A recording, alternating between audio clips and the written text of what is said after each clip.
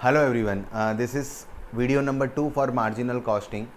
First video बहुत ही पहले आपसे शेयर हुआ था, ठीक है। आई थिंक 20-22 दिन हो गए तब अपने मार्जिनल कॉस्टिंग का फर्स्ट वीडियो शेयर किया था आपसे। बीच में we have tried that live lecture through Zoom, but somehow it didn't work, ठीक है। वो सेट नहीं हो रहा था सबको, तो अपने उसको वहाँ छोड़ दिया। Back to video mode, we will share video for entire marginal costing, ठीक है। और मीनवाइल एक स्टैंडर्ड कॉस्टिंग का और ओएम के थोड़े लेक्चर्स आपसे शेयर हो गए, थोड़े जीएसटी के भी शेयर हो गए। तो आप वो सारे लेक्चर्स एकदम अप टू डेट, ठीक है, उसका बैकलॉग क्रिएट नहीं करना। जितने लेक्चर, बहुत लिमिटेड लेक्चर शेयर कर पा रहे हैं आपसे, तो वो जितने हैं उसको वहाँ पे मतलब कंप्लीट कर दो। आप उसका बैकलॉग क्रिएट नहीं करोगे, होगा तब देखा जाएगा, ठीक है। मतलब कभी कभी ये मेंटालिटी कैरी हो जाता है ना कि ये तो लेक्चर पड़े ही ना अपने पास, कभी भी देख लेंगे, फिर वो कभी भी आता ही नहीं है, ठीक है। तो वो आप उस पर कॉन्सेंट्रेट करो। और जैसे ही लेक्चर्स आए, हमने फाइनल लेवल पे तो वो लेक्चर को एक डेडलाइन के साथ शेयर करना स्टार्ट किया, ठीक है। कि भाई हमने शेयर किया, फिर 2-3 दिन के बाद हम वहाँ से विड्रॉ कर देते हैं, ताकि वो 2-3 दिन में लोग देख ले, ठीक है, ताकि वो बैकलॉग क्रिएट नहीं हो। अगर रिक्वायरमेंट रहा ना तो इंटरमीडिएट पे भी यही कंसेप्ट एप्लीकेबल हो जाएगा, क्लियर है। तो मैं ऐसा ट्राई करूँगा कि यहाँ से आपको कंटिन्यूटी में एक आध दिन छोड़ के या डेली बेसिस पे मार्जिनल कॉस्टिंग का एक लेक्चर शेयर हो जाए आपसे, ठीक है, ताकि वो कंटिन्यूटी में अपना ख़त्म हो जाए। सो हमने जो फर्स्ट लेक्चर में स्टार्ट किया था ना मार्जिनल कॉस्टिंग, वो कुछ ऐसे था कि we have divided that marginal costing into 3 part. एक बेसिक, ठीक है, बेसिक में हमने एक बीईपी का फॉर्मूला सीखा है, ठीक है। फिर एक और फार्मूला था, that sales for desired profit, ठीक है, एक सर्टन लेवल के प्रॉफिट के लिए कितना सेल्स करना पड़ेगा। उसके अलावा जो सेकंड सेगमेंट है ना, वो होता है अपना डिसीजन मेकिंग, और थर्ड सेगमेंट होगा सम्स ऑन लिमिटिंग फैक्टर, ठीक है। ये थर्ड तीनों सेगमेंट में डिवाइड किया हो। यहाँ पे हमने सीखा क्या था, एंड जो पूरा का पूरा फर्स्ट लेक्चर था ना, that entire lecture is devoted to 2 formulas, we can say. 2 ही तो फार्मूला सीखे। एक क्या था कि बीपी इन यूनिट्स, ठीक है, उसका फार्मूला था fix cost divided by CPU. I hope you are familiar with the term CPU, ठीक है। सीपीयू क्या होता है, तो सेल्स में से, मान लो सेल्स आपका 50 रुपीज़ पर यूनिट है, ठीक है। सेल्स में से वेरिएबल कॉस्ट पर यूनिट हटा दें, वेरिएबल, ठीक है, वेरिएबल, आई होप वो एग्जांपल उस टाइम समझ में आया होगा। That is link with your number of units, ठीक है। जैसे अपने क्लासिक का एग्जांपल, क्लास का एग्जांपल दे, ठीक है। उसमें सपोज अपने एक प्रेमाइसिस है जिसका रेंट बैर करते हैं, अकाउंटेंट का सैलरी बैर करते हैं, that is fix nature cost. But अगर वो कितने भी स्टूडेंट हो, रेंट वही रहेगा प्रेमाइसिस का, अकाउंटेंट का सैलरी वही रहेगा, क्लियर है। बट जो आपको मटेरियल दिया जाता है, वो सीट और वो स्पाइरल या वो जो बुक है, वो जो दिया जाता है आपको, उसका कॉस्ट वेरिएबल है, that is totally link with number of student, ठीक है। तो आई होप ये एग्जांपल इनफ है to classify the variable and fix cost, ठीक है। आपको ये समझ में आना चाहिए। हमने लेक्चर नंबर 1 में बहुत स्लो होकर उसको समझने का ट्राई किया हुआ है। तो वेरिएबल कॉस्ट मान लो 30 रुपीज़ है, तो 20 को बोला जाएगा सीपीयू, क्लियर है।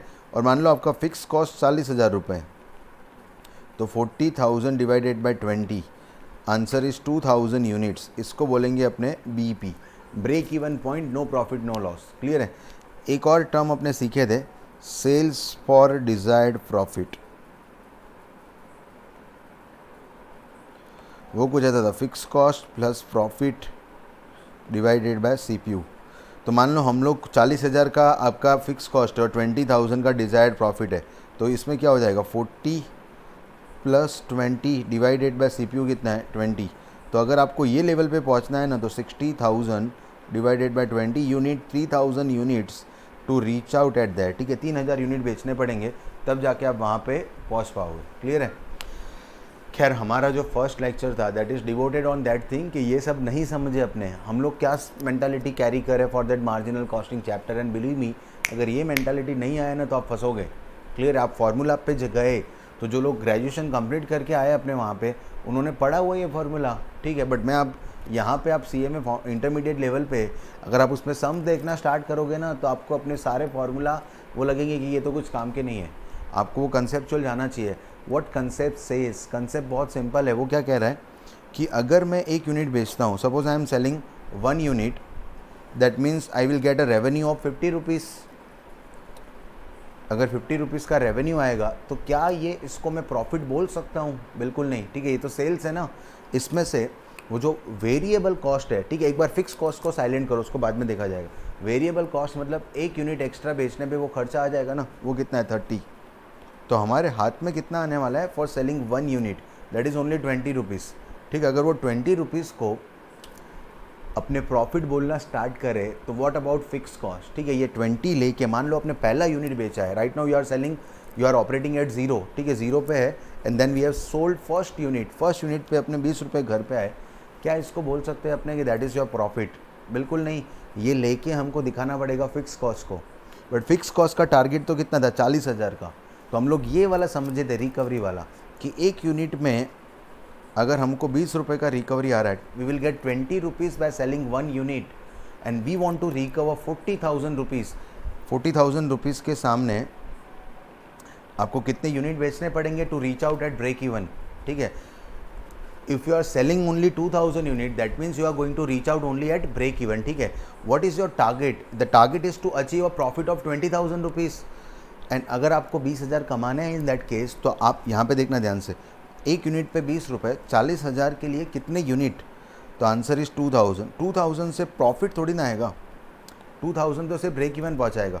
अब जैसे आपने एक यूनिट पे 20 रुपये कमा रहे, ठीक है, आपका टारगेट था कि 40,000 रीच आउट हो जाए। 40,000 के बाद जैसे ही आप आगे बढ़ते जाओगे ना, it will straight away contribute to your profit. मतलब मैं ऐसा बोलना चाह रहा हूँ, आप 2,000 के बाद 2001 यूनिट बेचोगे तो क्या आप प्रॉफिट में रहोगे कि लॉस में? Answer is in profit.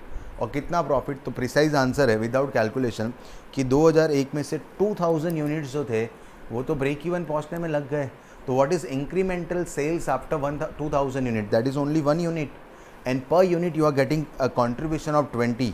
तो ये वाला जो पार्ट है ना 20 rupees, that will straight away contribute to your profit, and without calculation with given data I can say that the profit for that 2001 unit is 20 rupees. Clear है? तो बस यही है कि एक यूनिट पे आपको 20 रुपये का रिकवरी मिलता है, वो रिकवरी पहले फिक्स कॉस्ट को रिकवर करना है, उसके बाद कहाँ जाएगा? प्रॉफिट में। तो अगर अपने 40,000 ही रिकवर करना चाह रहे, we just want to reach out at break even, तो योर टारगेट इज़ 40,000। तो 40,000 के लिए 2,000 unit, and if you want to earn some profit then you have to recover fix cost plus उसके बाद प्रॉफिट भी है। तो अभी टारगेट है 40 + 20 60 का, तो उसके लिए कितने यूनिट बेचने पड़ेंगे? 3,000 यूनिट। उसका फॉर्मूला है, वो सब साइड की बात है, ठीक है, that is all together separate story. But अगर आपको ये रिकवरी वाला फेज समझ में आ रहा है तो बहुत ही सुपर्ब रहेगा for entire chapter of marginal costing, ठीक है।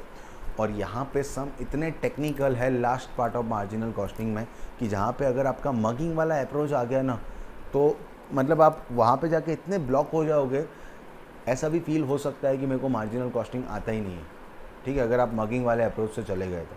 क्लियर है? तो ये मैं वापस से रिवाइज इसलिए करवा रहा था बिकॉज गैप थोड़ा लंबा हो गया था फर्स्ट और सेकंड लेक्चर में, ठीक है। उसमें तो बहुत सारा स्लो होके एग्जांपल भी दिया है, बट उसका बात नहीं कर रहे अपनी।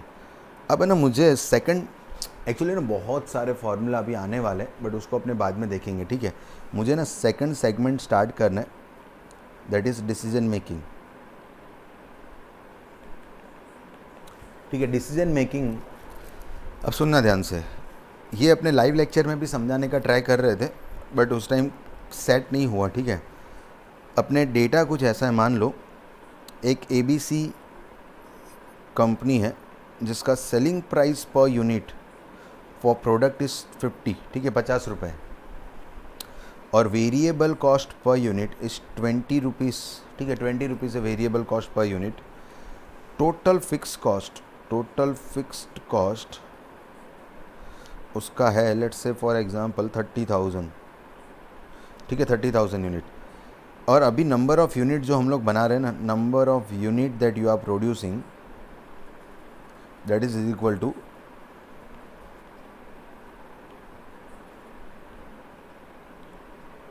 1500 यूनिट्स, ठीक है, 1500 यूनिट्स पे हम लोग ऑपरेट कर रहे हैं। तो एक तो ना पहले मैं ये जानना चाह रहा हूँ अपना कैपेसिटी, एक बार ध्यान देना, कैपेसिटी जो है ना अपना, वो है लेट्स एज्यूम 5,000 यूनिट्स का, ठीक है, 5,000 यूनिट तक आप बना सकते हो, उतना इन हाउस कैपेसिटी है अपने पास। पहले मैं ये जानना चाह रहा हूँ कि दैट विद गिवन डेटा क्या हम लोग प्रॉफिट में है कि लॉस में है। सुनना ध्यान से, कोई पूरा स्टेटमेंट मतलब पूरा कोई ऐसे लगा सकता है कि sales minus variable cost, then we will get contribution minus fix cost and then we will get profit. आपका वो कैलकुलेशन ठीक है वो हो सकता है, बट मैं ऐसा बोलता हूँ आपको क्या करना चाहिए, ध्यान देना। ये जो रिकवरी वाला है ना, 50 रुपये का सेलिंग प्राइस है, 20 रुपये वेरिएबल है, तो एक यूनिट बेचने पे कितने रुपए आपको रिकवरी होगा? 30 रुपीज़ का। कितने यूनिट आप बेच रहे हो राइट नाउ? तो 1500 ना, तो 30 मल्टीप्लाई बाय 1500। मैं बोलता हूँ ये वाला मेंटालिटी रखना चाहिए, 30 मल्टीप्लाई 1500, तो वो हो गया आपका 45,000 ना। 45,000 का रिकवरी और वी कैन से कॉन्ट्रीब्यूशन, और आपका फिक्स कॉस्ट 30,000 है, that means you are in profit. ठीक है, आप टोटल में भी कर सकते थे, कोई प्रॉब्लम नहीं है, बट ये रिकवरी वाला आपको आना ही चाहिए। तो आप इसमें से 30,000 हटा दें तो आपका अभी प्रॉफिट कितना चल रहा है? 15,000। Clear? Right now we are in profit of 15,000 rupees. खैर हम लोग कुछ और डिस्कस करना चाह रहे हैं।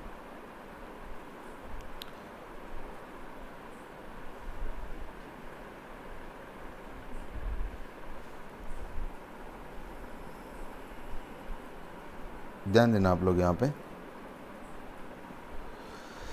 ये कंडीशन चल रहा है। क्लियर है?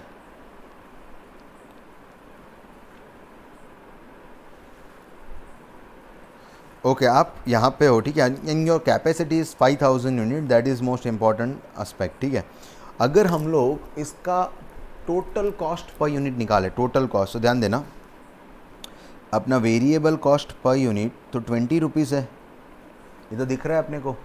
क्लियर है? अपार्ट फ्रॉम दिस, ये मैं ना वो लाइव लेक्चर में भी समझाने का ट्राई कर रहा था। ध्यान देना वेरिएबल कॉस्ट पर यूनिट आपका 30 रुपीज़ है, सॉरी 20 रुपीज़ है।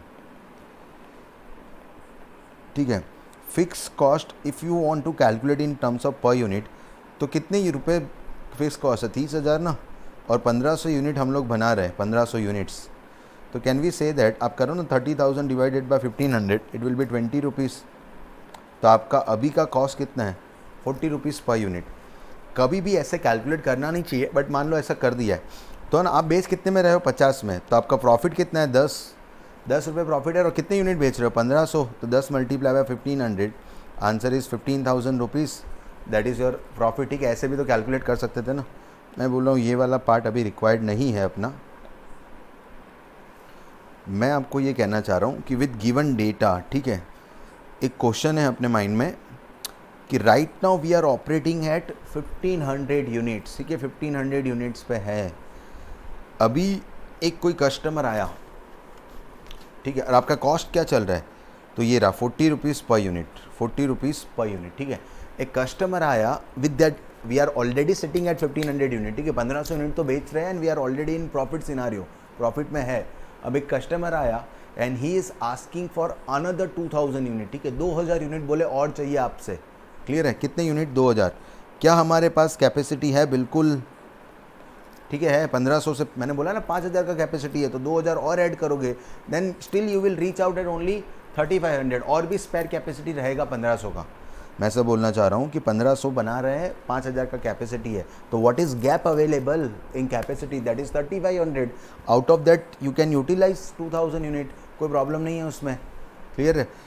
तो कोई 2000 यूनिट आपसे मांगने आया है, मतलब वो बोला है कि I want to purchase 2000 unit straight away from you. ठीक है, आपका पूरा सेल्स 1500 का है, मैं आपको 2000 यूनिट परचेस करना चाह रहा हूँ, बट एट माई प्राइस। ठीक है, not at your price. What is your price? तो हम बोलेंगे 50 रुपये। ठीक है, 50 rupees is my price, but he will say that कि मैं आपसे ये चीज़ at the rate of 30 rupees ही परचेस करना चाहूँगा। या डेटा कन्फ्यूज़न नहीं करे अपने, मान लो 32 में परचेस करना चाह रहे हैं, कितने रुपए में? 32 रुपीज़ में। बोले 32 रुपीज़ हम आपको दे सकते हैं। If you are ready to pay give that 2000 unit at 32, we are also ready to buy it. ठीक है, हम भी रेडी है बाय करने के लिए, बट एट नॉट 50। ठीक है, हम लोग कितने में बाय करेंगे? 32 में। क्लियर है? तो what is your suggestion? That is all about decision making. Should we go for that order? Yes बोल देना चाहिए 32 रुपीज़ पे, क्या मना करना चाहिए? ठीक है, तो जिसको मना करना, मतलब नहीं जाना ना, ऐसा फील आ रहा है ना, prima fascia your feel is correct. ठीक है, क्यों करेक्ट? बिकॉज इफ़ जो लोग मना कर रहे हैं वो ऐसा बोलेगा कि भाई हमारा कॉस्ट तो 40 है। ठीक है, कोई चीज़ का कॉस्ट 40 है, how we can sold that unit at 32 when our production cost is 40, तो आप 32 पे कैसे सोल्ड कर सकते हो? It is next to impossible. अगर बेचना स्टार्ट करोगे then you will make a loss of 8 rupees per unit, ठीक है। And prima facie you are absolutely correct, ठीक है, उसमें कोई प्रॉब्लम नहीं है, बट ये मार्जिनल कॉस्टिंग है। मार्जिनल कॉस्टिंग में all decision will be based on contribution, ठीक है, कंट्रीब्यूशन के बेसिस पे डिसीजन होते हैं, not on the basis of profit, because once you recover your fix cost then it become irrelevant, ठीक है, इररिलेवेंट। मान लो, आप ध्यान देना, मैं ऐसा बोलना चाह रहा हूँ, अगर आप इसका प्रोजेक्ट एक्सेप्ट करते हो, ठीक है, अगर मना कर दोगे ना तो कुछ नहीं होगा। आपका अभी का प्रॉफिट कितना है? 15,000 ना टोटल, आपने कैलकुलेट किया था कि 15,000 का 15,000 रहेगा, ठीक है, उसमें कुछ होना नहीं। What I am trying to convey, if you are accepting that project और ऑर्डर, ये वाला कॉस्ट हर एक यूनिट के साथ कनेक्टेड है। Means when you are going to produce that incremental 2000 unit, you have to bear that variable cost. वो 20 रुपये तो बेयर करने ही पड़ेंगे ना, that is link with number of unit. तो ये वाला 20 तो बेयर करना ही पड़ेगा। बट क्या ये 30,000 आपको वापस से किसी को देने हैं? इट इज़ फिक्स कॉस्ट ना, it is one time cost, it is already given, ठीक है। हम 1500 बनाए या 3000 बनाए या 4000 बनाए, वो तो कॉस्ट वही का वही रहने वाला है ना। तो is it relevant for decision making or not? The answer is not, ठीक है। Fix cost is irrelevant for decision making. In a marginal costing, the each and every decision will be taken on what? Only on variable cost and sales, ठीक है। Means अगर sales में से variable हटा के आपका कंट्रीब्यूशन पॉजिटिव आ रहा है देन गो फॉर इट, ठीक है। वो करने से आपका प्रॉफिट बढ़ेगा ना। ध्यान देना, अगर अपने टेबल का ध्यान दें तो हम लोग कुछ ऐसा टेबल बनाते हैं, sales minus variable cost, contribution minus fix cost, that is profit, ठीक है। अगर आप यहाँ पे चीज़ों को प्लस करते जाओ, ये तो स्टेबल है ना, ये वाला अमाउंट स्टेबल ही रहेगा, it will automatically reflect in your profit, clear है। तो सारा का सारा कॉन्सेंट्रेशन इंक्रीज इन कंट्रीब्यूशन पे होता है, ठीक है। ऑफ कोर्स अगर ऐसा बोला है कि फ्रॉम 1500 यूनिट अगर आप उससे ज़्यादा बनाते हो then your fix cost is also increased, then that is all together separate story. उसके लिए फिर इवैल्यूएशन अलग हो जाएगा, बिकॉज फिक्स कॉस्ट में भी तो इंक्रीज हो रहा है, तो उसको भी कंसिडर करेंगे। बट राइट नाउ ऐसा कुछ इन्फॉर्मेशन है नहीं, तो वी कैन से दैट कि अगर अपने ध्यान दे थोड़ा इस चीज़ पे, तो सारा का सारा चीज़ मतलब आपका कंपैरिजन क्या होना चाहिए? What is my selling price 32 and what is incremental cost, मतलब एक और यूनिट ज़्यादा बनाएंगे तो क्या मेरे को 40 देने पड़ेंगे? नहीं देने पड़ेंगे ना 40, बिकॉज ये 30,000 कोई मांग नहीं रहा है आपको वापस से, ये तो दे चुके हैं अपने, क्लियर है। ये 30,000 तो अपने पहले दे ही चुके हैं, क्लियर है।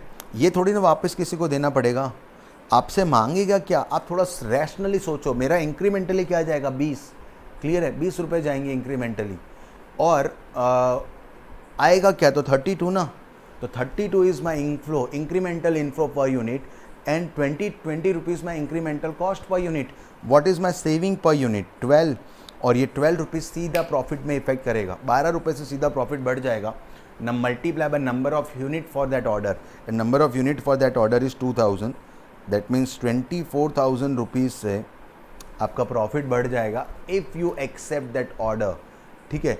वहाँ बैठ के किसी को ऐसा लग रहा होगा सर बढ़ेगा नहीं, प्रॉफिट कम हो जाएगा, कैसे? तो बोले कॉस्ट 40 है ना, हम 32 में बेच रहे हैं, 8 रुपीज़ लॉस आने वाला है, and we are going to sell 2000 units, तो 16,000 का लॉस आएगा। जो ऐसा मान रहा है ना 16,000 का लॉस आएगा, उसको ऐसा लग रहा है कि हमको वापस से 30,000 रुपीज़ देने पड़ेंगे, या वापस से फिक्स कॉस्ट लगने वाला है। फिक्स कॉस्ट तो फिक्स होता है ना, irrespective of number of unit your fix cost remain constant, तो फिर वो लगने वाला नहीं है। मैं इसको प्रॉपर्ली सॉल्व कर देता हूँ, अपने विथ डेटा सॉल्व करें तो in your existing condition and new condition, ठीक है। एग्जिस्टिंग कंडीशन का चेक करें अगर अपने, तो एग्जिस्टिंग कंडीशन में आपका सेल्स जो था वो था आपका 50 मल्टीप्लाई बाय 1500, अब चेक करना 50 multiply by 1500, your answer is 75,000।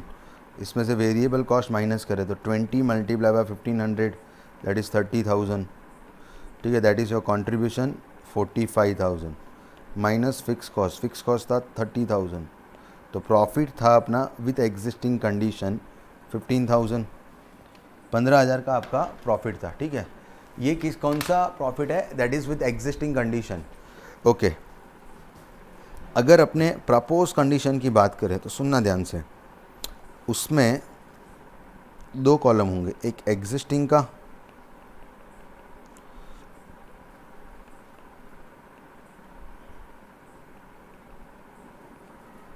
और एक न्यू।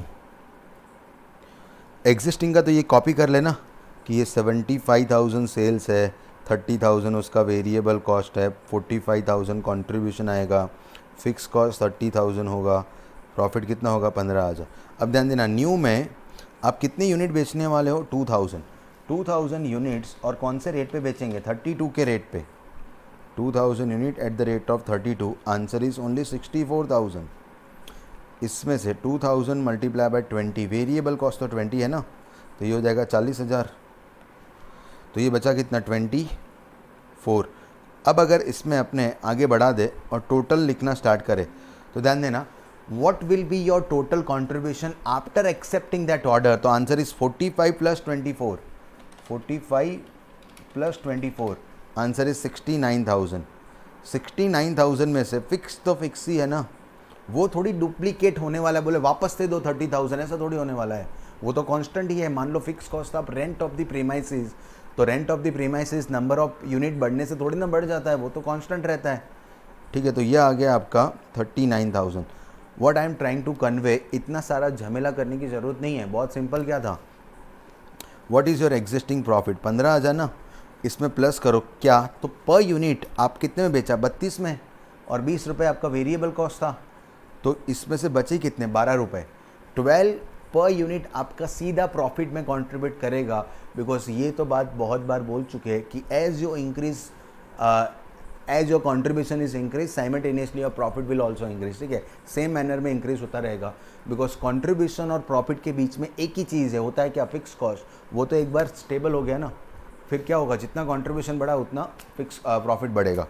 तो 12 रुपये पर यूनिट, और कितने यूनिट है? 2,000 यूनिट्स है, तो 24,000 से आपका प्रॉफिट बढ़ने वाला था, and your new profit will be what? 39,000। लोगों को और आपको ये समझ में आना चाहिए स्ट्रेट अवे 39। अगर आप 39 पे घूम फिर के पहुंच रहे हो, घूम फिर से मेरा मतलब है कि ये कैलकुलेट करके पहुंच रहे हैं ना, तो ये वाला एटीट्यूड या ये वाला अंडरस्टैंडिंग चलेगा नहीं, ठीक है। We are trying to convey, you can straight away reach out at that 39,000, पता चलना चाहिए। ये डेटा देख के मैं बोल सकता हूँ कि क्या हुआ था, 32 में बेचा, 20 वेरिएबल है ना, फिक्स कॉस्ट को साइड करो, कितना एक्स्ट्रा मिल रहा है? 12, नंबर ऑफ यूनिट एक्स्ट्रा, ठीक है। तो 2,000, 12 मल्टीप्लाई बाय 2,000, 24 से सीधा प्रॉफिट बढ़ जाएगा from your existing level. Clear है? ये वाला अगर मेंटालिटी है और ये वाला अंडरस्टैंडिंग है, that means we are on right track. Clear है? तो हमने क्या डिसाइड किया? हमने ये डिसाइड किया है कि अगर ये पर्सन 32 पे प्रोडक्ट मांग रहा है, then we will sell that product at 32, कोई प्रॉब्लम नहीं है। क्लियर है? मैं आपको ऐसे बोलूँ, मान लो वो 25 पे मांगता, 25 रुपीज़ पे, still we will give that product at 25, ठीक है, कोई प्रॉब्लम नहीं, because we are comparing with 20 only. 20 से ऊपर होता ना, 20 से ऊपर, तो हम उसको देना स्टार्ट कर देंगे, ठीक है। क्योंकि अब 20, अब है ना, शायद इतना 24,000 का प्रॉफिट नहीं बढ़ेगा अगर 25 पे बेचेंगे ना अपने, तो आप what is your incremental profit, और कितना पैसा बच रहा है? तो 5 rupees, 5 multiply by number of unit sold, that is what? 2,000। तो आपका एग्जिस्टिंग प्रॉफिट जो है it will increase by 10,000। That means what I am trying to convey, without calculation I can say that instead of selling at 32, if you have sold at 25, अगर ये unit 25 पे बेचते ना अपने 25 पे, तो इसका जो आंसर आता ना, वो आता पहले कितना था? 15 ना, और उसमें 10 ऐड कर दो, ये 25 आ जाता विदाउट कैलकुलेशन, ठीक है। वो अपने को समझ में आना चाहिए।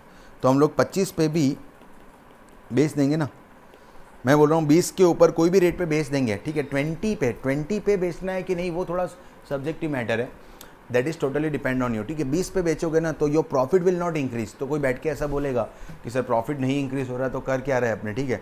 तो वो ना बहुत सारा डिस्कशन में चला जाता है बात कि एग्जैक्ट 20 पे बेचना चाहिए कि नहीं। मैं ऐसा बोल रहा हूँ 20.1 इज़ इनफ टू सेल। 20.1 है ना, 20.1 तो आप बेच दो, बिकॉज 0.1 का भी तो प्रॉफिट बढ़ेगा ना, and your ultimate objective to increase profit को बढ़ाना है। क्लियर है? कॉस्टिंग का अल्टीमेट ऑब्जेक्टिव यही है कि या तो कॉस्ट सेव करो या तो प्रॉफिट बढ़े, ऐसे डिसीजन लो। क्लियर है? तो कॉस्टिंग का तो यही अल्टीमेट ऑब्जेक्ट, अगर फाइनेंस होता तो बात अलग होती, फाइनेंस का अलग ऑब्जेक्टिव है। तो क्लियर है ना? तो 20.1 इज इनफ। हाँ 20 पे डिबेटेबल है कि बेचे कि नहीं बेचे, मैं बोलूँगा बेचना चाहिए। It will provide increase in your customer base, ठीक है, फिर उसमें से कमा लेंगे, एक बार कस्टमर तो बनाए। क्लियर है? बट अगेन बहुत सारे इफ्स एंड बट्स हैं वहाँ पे, बट अपने 20 का बात नहीं करें। 20 के ऊपर कोई भी रेट पे यू कैन सेल प्रोडक्ट, ठीक है, कोई शर्म नहीं है। सो ये तो फाइनल हो गया है कि 20 के ऊपर हम लोग बेच देंगे। क्लियर है? और 20 के ऊपर अगर 20 इसलिए बोल रहा हूँ because variable cost for that unit is 20, मतलब वेरिएबल कॉस्ट के ऊपर अगर कोई ऑफर कर रहा है ना तो we will go for that, ठीक है, कोई प्रॉब्लम नहीं है। वेरिएबल कॉस्ट के ऊपर जितना आपके हाथ में आएगा ना, it will straight away contribute to your profit, ठीक है, वो बहुत ही क्लियर बात है। अब मैं आपको एक और चीज़ शेयर करना चाह रहा हूँ कि मान लो कि अपने ये जो ऑपरेट कर रहे हैं ना वो अहमदाबाद में ऑपरेट कर रहे हैं, अहमदाबाद में, ठीक है। अब हम लोग 1500 यूनिट्स वहाँ पे बेच रहे हैं, या अहमदाबाद नहीं तो या तो इंडिजियस मार्केट, या तो रखो ना इंडिया में ही, ठीक है, इंडिया में है अपने, and we are selling that 1500 units in all over India, ठीक है, पूरे इंडिया में बेचते हैं अपने। क्लियर है? अब ये जो कस्टमर था ना, ये 2000 यूनिट मांगने वाला, मान लो यूएस से आया था, यूएस से उसने 2000 यूनिट्स मांगे हमसे। कौन से रेट पे? तो पहले 32 पे मांगे किसी ने, या 25 पे मांगे। तो हम लोग ने ऐसा डिसाइड किया है कि 20 के ऊपर कोई भी रेट से मांगेगा ना तो वी विल सेल इट, ठीक है। क्यों? क्योंकि उस 20 के ऊपर सीधा अपना प्रॉफिट होता है, हम लोग 40 नहीं देखेंगे। क्लियर है ना? बट मान लो ये जो कस्टमर था, अपने एग्जाम्पल में तो बोला नहीं था, बट अब बोल रहा हूँ कि वो यूएसए का था, तो हम लोग दे देंगे, ठीक है। बट अगर ये कस्टमर इंडिया का ही हो, यहीं से हो इंडिया का, तो क्या उसको ये यूनिट्स 32 के रेट पे, या मान लो ना 25 के रेट पे, मैं ऐसा बोल रहा हूँ, ये जो कस्टमर था ना वो इंडिया का ही था। मैंने पहले क्लैरिफाई नहीं किया जानबूझ के, आपको पहले वो बिठाना था कि 20 के ऊपर वी विल सेल इट, ठीक है। अब मैं ऐसा बोल रहा हूँ कि वो मान लो वो कस्टमर यूएस का है, क्या आप अभी उसको दोगे? यस देंगे ना, क्या फ़र्क पड़ता है, ठीक है। फिर मैंने बोला क्या इंडिया का कस्टमर है तो उसको भी दे देंगे? तो दे देंगे ना, क्या फ़र्क पड़ता है। हमको तो ये देखना है कि 20 के ऊपर, 20 के ऊपर ये कितने मांग रहे हैं? 25 में ना, तो बस 25 में देने से 5 रुपये का प्रॉफिट होने वाला है। बोलो कितने यूनिट चाहिए, फटाफट ले लो, ठीक है। तो बोले 2000 यूनिट चाहिए। अब कस्टमर यूएस से आया कि इंडिया से आया कि अहमदाबाद से आया, क्या फ़र्क पड़ता है। You will get the profit of 5 multiply bye 2000, answer is what? 10,000। 10,000 रुपये से आपका एग्जिस्टिंग प्रॉफिट ऊपर हो जाएगा। क्लियर है? तो ये जो मैंने बोल दिया, इससे कितने लोग एग्री करते हैं, मतलब कितने लोगों को ये थॉट प्रोसेस बहुत इंपॉर्टेंट है कि सर कस्टमर कहाँ से आया वो बता ही क्यों रहे हो। मुझे नहीं जानना कस्टमर कहाँ से आया और कौन है, कहाँ से आया, मेरे को नहीं जानना है। वो प्राइस क्या बोल रहा है वो बताओ। तो मैंने बोला 25 दे दो, ठीक है।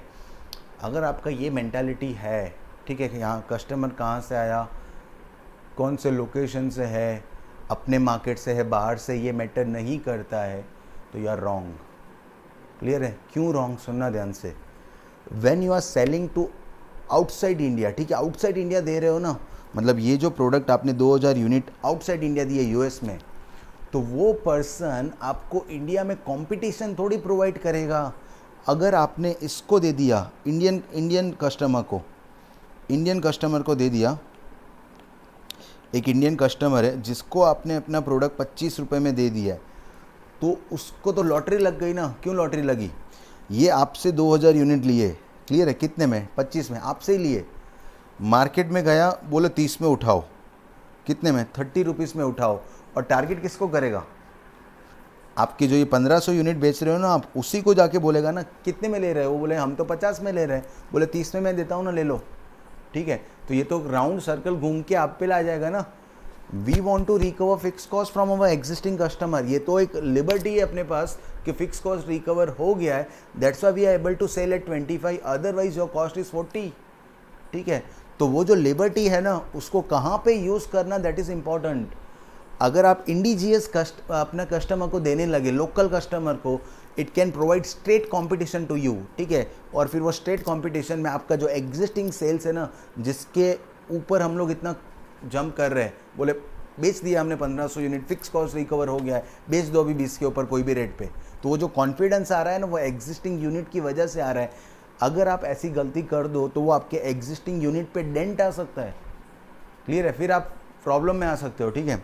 तो ये वाला कॉमन सेंस है, या डिसीजन मेकिंग के time you have to check कि कस्टमर कौन से लोकेशन से आ रहा है, क्या वहाँ पे अपना ऑलरेडी सेटअप है, हम लोग वहाँ पे हायर प्राइस पे बेचते हैं। अगर आंसर यस आए then price must be what 50, उसके लिए भी प्राइस क्या रखना चाहिए 50, क्लियर है, उससे नीचे नहीं देना चाहिए। हाँ, अगर कोई बोलेगा सर, कोई ज़्यादा सोचे ना तो ऐसा बोलेगा सर 40 के ऊपर दे देते हैं, ठीक है, तो वो मैं ऐसा बोल रहा हूँ कि वो पूरा का पूरा कैलकुलेशन अलग हो जाता है। फॉर दैट इंडिजियस और local customer you can not compare only variable cost, you have to compare that effect, consequences of that sales, sales के बाद वो आगे कहाँ सेल्स करेगा, उसके क्या कॉन्सिक्वेंसेज हो सकते हैं, वो भी देखना पड़ेगा ना। That is all about decision making, ठीक है। स्ट्रेट अवे सीधा सीधा मैक्स नहीं है कि 20 से ऊपर गया तो दे देंगे। You have to compare what, कि कहाँ पे बेचेगा, अपने कस्टमर को इफेक्ट करेगा कि नहीं, that is main point, clear है। ऑफकोर्स अगर हमको क्वेश्चन में डेटा नहीं है, ये वाला बात अपने एग्ज़ाम पॉइंट ऑफ व्यू से ज़्यादा इंपॉर्टेंट है। सपोज़ क्वेश्चन में कोई डेटा नहीं है कि हम कहाँ पे बेचेंगे, मतलब हम लोग जो कस्टमर को दे रहे हैं ना, वो लोकल है कि एक्सपोर्ट वाला है, आउटसाइड इंडिया वाला है, ऐसा कुछ इन्फॉर्मेशन नहीं है, ठीक है। वो हमको कंपटीशन कर पाएगा कि नहीं कर पाएगा, ऐसा कोई इन्फॉर्मेशन नहीं है। तो बेस्ट टेक्निक जो सब लोग एज्यूम करते हैं, we have to assume that कि हम लोग कोई आउटसाइड इंडिया या ऐसे कस्टमर को देने वाले हैं जो हमको डायरेक्ट कंपटीशन में इन्वॉल्व नहीं होगा। That is our assumption if question is silent about that. If question में स्पेसिफिक लिखा है कि calculate the minimum selling price, ठीक है। अब अगर कोई पूछे इस कस्टमर के लिए what is your minimum selling price, तो if customer is related to outside India, ठीक है, वो लोकल मार्केट को इफेक्ट नहीं करेगा, तो we can say that my minimum selling price is 20 plus something, 20 से ऊपर कुछ बोलो तो हम दे देंगे। बट सपोज कस्टमर लोकल है तो आपका आगे वैसे रिसर्च का बात है वो तो, बट प्राइमा फेस आपको ऐसा बोलना चाहिए कि 50 rupees is my selling price, 50 से नीचे नहीं देंगे, बिकॉज अदरवाइज़ वो अपने कस्टमर को डेंट कर सकता है, ठीक है। तो 50 ही पकड़ना चाहिए, ठीक है। फिर अब बहुत सारा इसमें इप्स एंड बट्स आ सकता है, बट प्राइमा फेस आपको ऐसा बोलना चाहिए कि उसको भी 50 में देंगे, बिकॉज अगर उससे कम दे दिया ना, इवन 45 पे भी दे दिया, वो 47 पे बेचना स्टार्ट करे, तो आपके जो एग्जिस्टिंग कस्टमर जो 50 में आपसे ले रहे हैं वो तो उस साइड चले जाएंगे, डाइवर्ट हो जाएंगे, ठीक है। तो उसके लिए 50 हो जाएगा। बट सपोज क्वेश्चन ही साइलेंट है तो we have to assume that कि हम लोग आउटसाइड इंडिया या ऐसे कस्टमर को दे रहे हैं जो हमको डायरेक्ट कंपटीशन नहीं कर पाएगा, ठीक है। तो फिर हम लोग बेंचमार्क क्या रखेंगे, that is only variable cost, ठीक है। तो ये चीज़ कन्वे करना चाह रहे थे, क्लियर है। तो आप लोग है ना यहाँ पे एक नोट करके लिख लो ना, नोट करके, मतलब ऐसे नोट करके लिखना आप लोग, उसको स्क्वायर में डालना है हमको।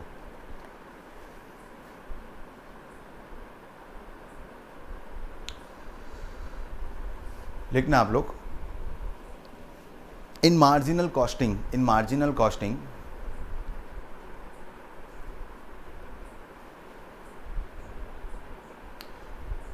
decision will be based on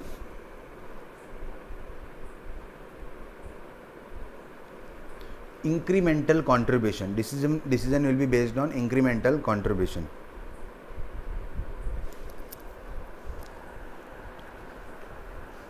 That means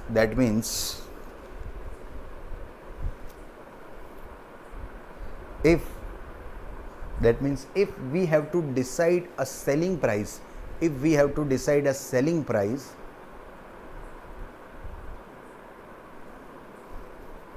for customer, then only variable cost will be considered.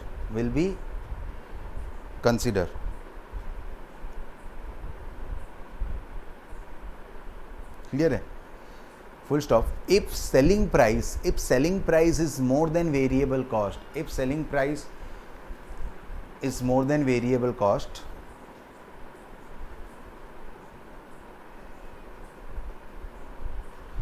then we will go for that order.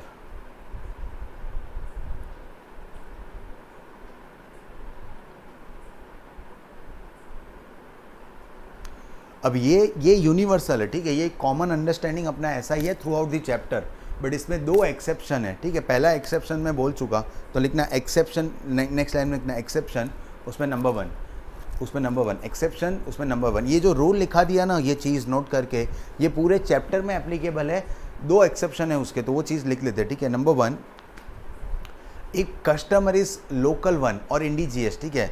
If customer is local 1, exception उसमें number 1, if customer is local 1, bracket में लिखना indigenous, ठीक है, local मतलब indigenous,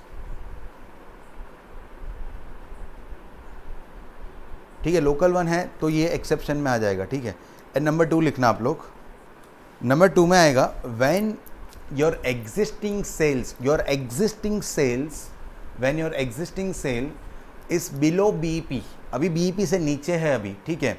तो अगर BEP से नीचे है, that means still we have not recover our fix cost को रिकवर नहीं किया है, तो ऐसे ही लुटाते थोड़ी रहेंगे, ठीक है। हमको फिक्स कॉस्ट को रिकवर करना है, क्लियर है। जनरली ये 2 एक्सेप्शंस हैं, आपको वो चेक करने चाहिए, क्लियर है। अगेन ये सेकंड एक्सेप्शन है ना कि बीईपी से नीचे ऑपरेट कर रहे हैं, तो जनरली उसमें भी कभी कभी ऐसा होता है, क्योंकि ध्यान देना बीईपी से नीचे ऑपरेट कर रहे मीन्स ऐसा बोलना चाह रहा हूँ कि मान लो सेलिंग प्राइस पर यूनिट 50 है, ठीक है, वेरिएबल कॉस्ट पर यूनिट 30 है, तो आपका 20 रुपीज़ रिकवर हो रहा है और अपने 1000 यूनिट बेच रहे हैं, तो 20,000 रुपीज़ आपका कंट्रीब्यूशन आ रहा है और आपका फिक्स कॉस्ट है आपका 25,000, तो लॉस कितना आ रहा है, 5,000 का लॉस आ रहा है ना। अब अगर एक कस्टमर आया, बोले आपसे हमको 1,000 यूनिट चाहिए, 1,000 यूनिट चाहिए, ठीक है, बट प्राइस क्या होगा, तो 32, तो 32 में से, अब ये तो देना नहीं है किसी को, ठीक है, ये किसी को देना नहीं है, 32 में से 30 रुपये आपका क्या जाएगा, 30 रुपये तो वेरिएबल कॉस्ट है, तो 2 रुपये बचेंगे ना, तो 2 मल्टीप्लाई बाय 1,000 तो कितना हो जाएगा, 2,000 रुपीज़ से क्या आपका कॉन्ट्रीब्यूशन बढ़ने वाला है, यस बढ़ने वाला है 22,000, तो उसमें से 25,000 माइनस करेंगे, तो आपका पहले लॉस था कितना 5,000 और अभी लॉस कितना है 3,000, ठीक है। तो एकेडमिक में शायद ये एक्सेप्शन नंबर 2 इतना प्रिवेल नहीं करे, ठीक है, क्योंकि हम लोग को अगर कोई बोले ना इन दोनों में से क्या चूज़ करना है, तो we will select that 5,000 loss है तो 3,000 बेटर है, और सब में ऐसे ही करेंगे। बट अगर रियल लाइफ है, ठीक है, तो पहले तो हम लोग सोचेंगे ना कि भाई अभी कस्टमर आया ही है तो अपने क्यों उस पर सेटल करें अपने, ठीक है। हम लोग पहले फिक्स कॉस्ट को रिकवर करने का फुल ट्राई करेंगे, और रियल लाइफ में ऐसा ही होता है, क्लियर है। मैं ऐसा बोलता हूँ कि रियल लाइफ में कोई भी जब तक फिक्स कॉस्ट रिकवर नहीं हो जाए अपना फुल फ्लेज, तब तक ये वाला माइंडसेट आता ही नहीं है, चलो वेरिएबल कॉस्ट को कंपेयर करके उठाओ, ठीक है। रियल लाइफ की बात चल रही है, ठीक है। रियल लाइफ में आप उस केस में जाओगे अगर, तो हर कोई अपना फिक्स कॉस्ट, कभी कभी तो फिक्स कॉस्ट से भी बहुत ऊपर चले जाने के बाद ये वाला मेंटालिटी आता है, ठीक है। तो मैंने वो रियल लाइफ एक्सेप्शन लिखवा दिया है। हाँ, एग्ज़ाम में आपको अगर कोई पूछे कि इन दोनों में से कौन सा बेटर है, तो अपने ये वाला बेटर है, दैट मीन्स ये सेकंड एग्जाम्पशन है ना, वो exam point of wise valid नहीं है, ठीक है, वैलिड नहीं है, बट फिर भी अपने लिखा है बिकॉज आपको रियल लाइफ का भी थोड़ा आइडिया होना चाहिए, ठीक है।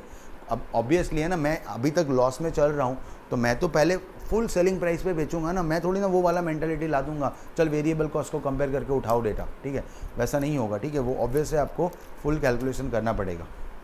तो ये आई होप ये क्लियर है, और इससे ये जो नोट्स है ना, पूरा डिसीजन मेकिंग वाला बात ख़त्म होता है। मतलब ये वाला पार्ट आपको ध्यान रखना चाहिए, कब बेचेंगे और कब नहीं बेचेंगे, क्लियर है। वापिस से रिपीट कर दूँ, for entire chapter what is important, the important term is variable cost and incremental selling price. If contribution is positive then we will go for that, ठीक है। if contribution is negative then we will not go for, मतलब अगर आपका variable cost 20 है तो 20 से नीचे तो थोड़ी सेटल करेंगे, ऑब्वियस नहीं करेंगे ना सेटल, क्योंकि एक यूनिट एक्स्ट्रा बनाने पे 20 रुपये होने वाले, तो हमको उतना तो रिकवरी मिलना चाहिए। अब अपना जो थर्ड डिस्कशन है, ठीक है, that is about sums on limiting factor. उसको स्टार्ट करने से पहले अपने वैसे नंबर्स लेके स्टार्ट कर सकते हैं अपने, बट फिर भी उसको एक्सप्लेन करना है ना, वो ज़्यादा इम्पॉर्टेंट है, ठीक है। तो उसको एक्सप्लेन करने का ट्राई करते हैं अपने।